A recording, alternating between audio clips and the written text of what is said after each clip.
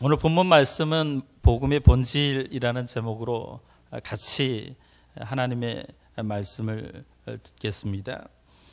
본문에 보면 14년 후에 내가 바나바와 디도를 데리고 다시 예루살렘에 올라갔더니 이렇게 말씀합니다.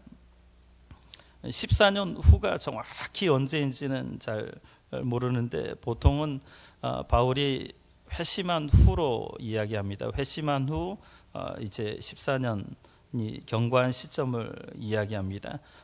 이제 오늘 본문에는 예루살렘이 두 번째 올라가는데 사도행전에는 이제 5번 가운데 아마 11장이나 12장의 사건으로 본다면 두 번째고요. 또 15장 예루살렘 공의회 사건으로 보면 세 번째입니다.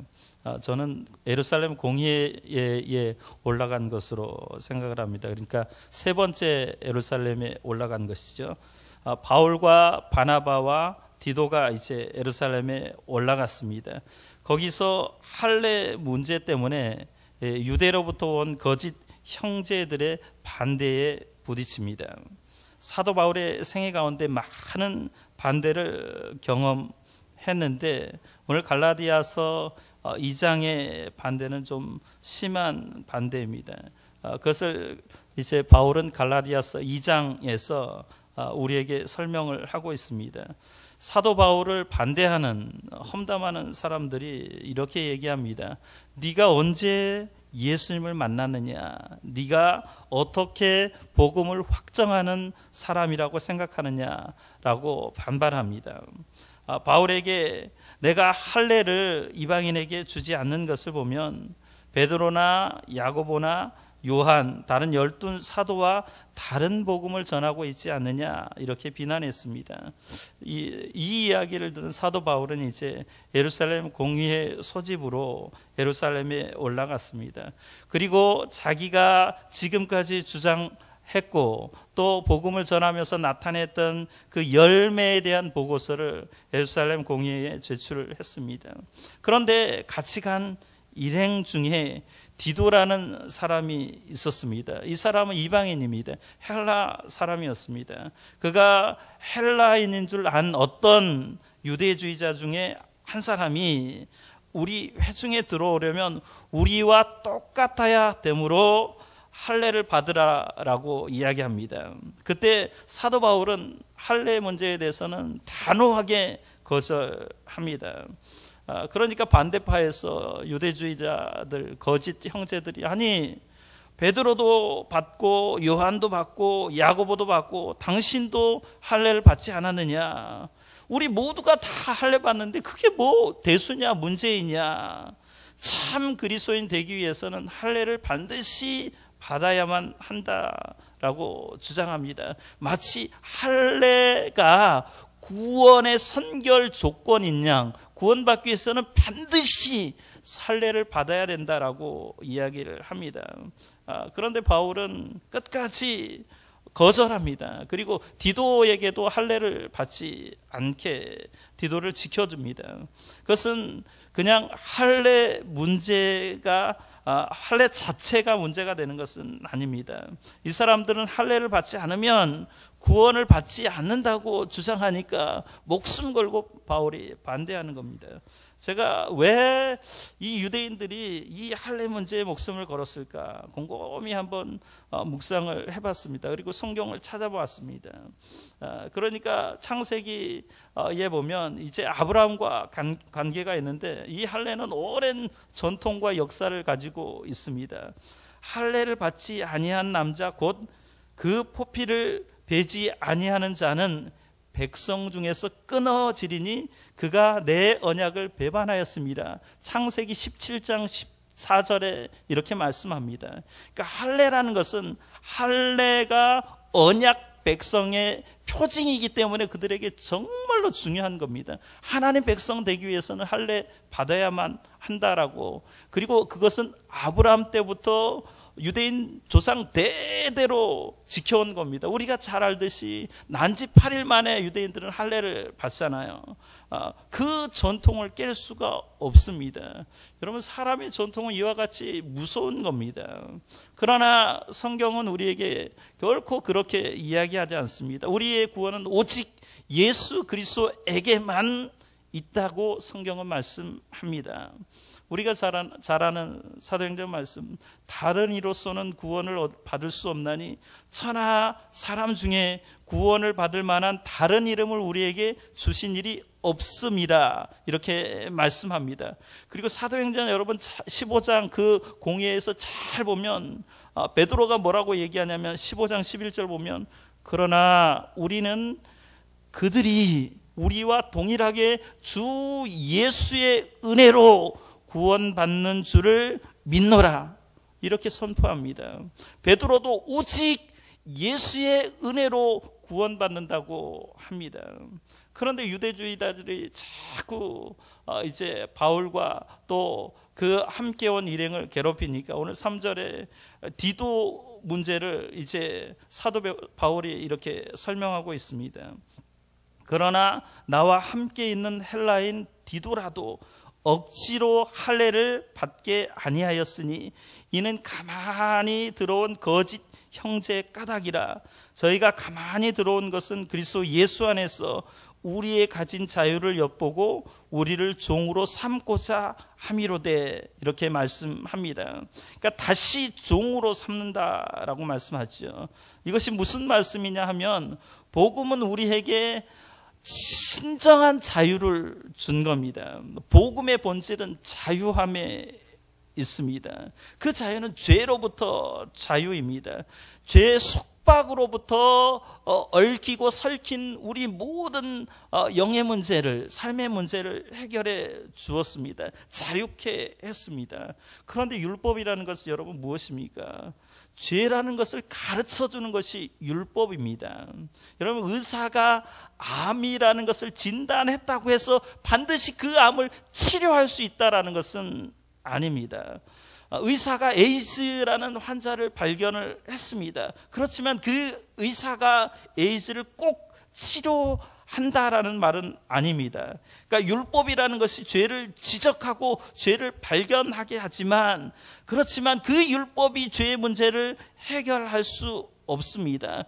죄의 문제는, 온 인류의 죄의 문제는 오직 예수 그리스도만이 해결할 수 있습니다. 예수님의 십자가만이, 예수님의 십자가의 피 흘림만이 온 인류의 죄의 문제를 해결할 수 있습니다. 우리가 잘 아는 고린도전서 15장 3절에서 4절 말씀, 성경대로 그리스도께서 우리 죄를 위하여 죽으시고 성경대로 사흘 만에 다시 살아나사, 이렇게 말씀합니다. 예수님의 죽음은 그냥 죽음이 아닙니다. 죄의 값을, 대가를 지불하신 겁니다. 여러분, 죄의 값은 사망입니다. 그 값을, 죽음을 예수님이 대신 담당하신 겁니다. 그럼에도 불구하고 오늘 본문의 거짓 형제들이라고 한 것을 보니까 이 사람들은 유대로부터 온 그리스도인인 것 같습니다. 사도행전 15장에 보면 이 사람들은 바리새인들, 특별히 이제 열심히 특심이었던 사람들이었습니다. 그런 거짓 형제들이 이제 디도에게도 할례를 받아야 한다고 주장합니다. 사도 바울은 거부를 했습니다. 여러분, 복음의 본질은 양보할 수 없는 겁니다. 예수 외에 다른 어떤 것도 덧붙일 수 없습니다. 예수 외에 어떤 것도 주장하면 그것을 받아들여서는 안 되는 줄 믿습니다. 바울을 반대하는 사람들이 바울에게 이렇게 얘기합니다. 당신의 복음과 베드로, 야고보, 요한의 그런 주님의 제자들이 말하는 복음이 다르지 않느냐. 그래서 바울은 자기가 믿는 그 믿음을 진술해서 요약해서 사도들에게 주었습니다. 그리고 사도들과 교제 약수를 청합니다. 베드로, 야고보, 요한의 이름을 빌려서 공격했던 그 사람들을 무색게 했습니다. 본문 7절에서 8절 보면 도리어 그들은 내가 무할례자에게 복음 전함을 맡은 것이 베드로가 할례자에게 맡음과 같은 것을 보았고 베드로에게 역사하사 그를 할례자의 사도로 삼으시니가 또한 내게 역사하사 나를 이방인의 사도로 삼으셨느니라 이렇게 말씀합니다. 그러니까 베드로와 요한, 야고보가 유대인들에게 복음을 전하고 이제 사도 바울은 이방인에게 복음을 전한다고. 그러니까 복음은 같은 복음인데 다양한 방법으로 지금 증거되고 있다라고 이야기합니다. 사도 바울은 큰 열매를 하나 얻습니다. 복음이 동일하다라는 것. 그러나 12사도에게 준 그 복음이나 다메섹 도상에서 사도 바울에게 나타난 주님이 직접 나타나서 준 복음이나 똑같다라는 것을 이 반대자들 가운데서 깨닫게 되었습니다. 그리고 이 일로 말미암아 사도 바울이 이방인에게 복음을 전하는 자로 예루살렘 교회가 공식적으로 선언하며 공식적으로 인정하게 되는 일이 일어났습니다. 과거에는 바울은 안디옥 교회에 파송을 받은 안디옥 교회의 선교사였습니다. 그러나 이제는 사도 바울이 이방인을 향하여 본격적으로 복음의 포문을 열기 시작합니다. 그런가 하면 이 반대되는 그런 반대자들이 있는 상황 가운데서 함께 할 일이 생겼습니다. 오늘 10절에 보면은 다만 우리에게 가난한 자들 생각하는 것을 부탁하였으니 이것을 나도 본래 힘써 행하노라. 복음은 사실은 가난한 자들에 대한 관심을 깊게 갖고 있습니다. 여기 가난한 자들은 사실 물질적으로 가난한 자들일 수도 있고 또 영적으로 가난한 자들일 수도 있습니다. 베드로의 말 앞에 바울은 이것은 우리가 과거에도 힘썼던 것이라고 말합니다.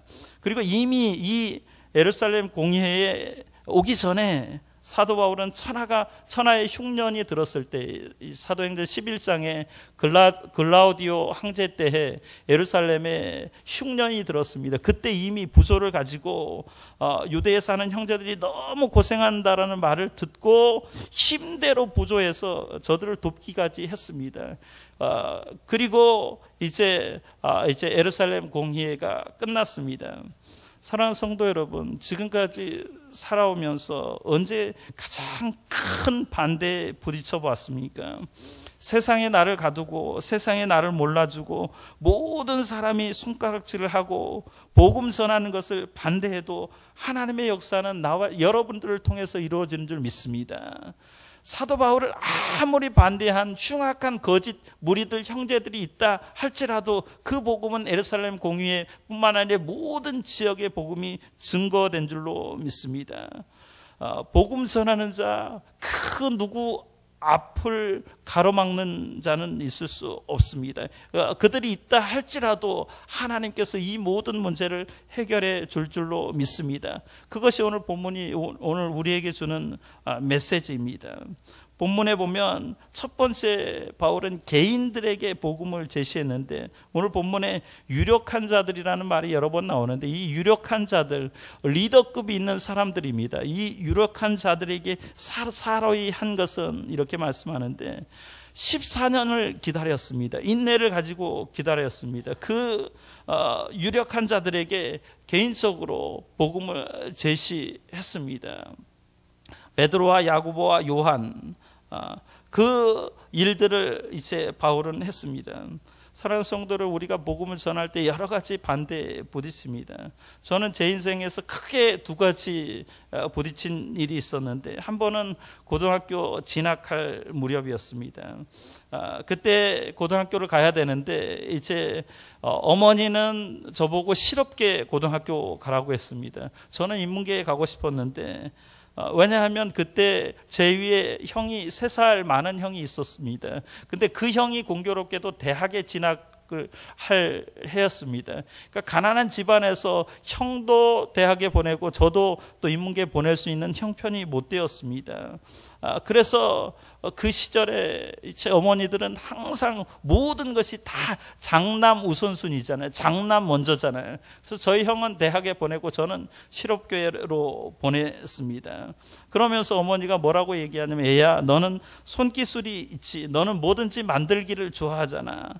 그러니 실업계 고등학교 가서 빨리 돈을 벌어라 라고 얘기를 했습니다. 저는 그 말을 듣고 그 말도 일리가 있다 해서 고등학교를 실업계로 갔습니다. 그런데 공부하다 보니까 공부하고 싶은 마음이 변하지 않는 겁니다. 그 하고 싶은 마음은 결코 변하지 않았습니다. 아무리 부모가 반대해도 하고 싶은 그 사람의 길을 막을 수가 없습니다. 복음의 역사가 그렇습니다. 아무리 반대에 부딪혀도 복음은 전해집니다. 여러분, 바울은 개인적으로 14년이라는 시간을 기다렸습니다. 저는 그 고등학교 들어가기 전부터 신학교 가기까지 10년이라는 세월을 기다렸습니다. 하나님께서 이 일을 준비시킨 거죠. 개인적으로 인내를 가지고 나아갈 때 하나님께서 때가 되면, 무르익으면 하나님의 복음의 역사가 이제 나타날 줄로 믿습니다. 또 한 가지는 공동체의 복음을 제시했습니다. 공적으로 예루살렘 회의 가운데서 바울은 복음을 제시했습니다. 복음의 진리를 설득한 것이요. 야고보, 게바, 베드로, 요한 등 모든 사람들이 그 바울의 이방인에게 복음 전하는 그 사건을 받아들였습니다. 예수의 은혜로 구원받는다라는 결론을 맺었습니다.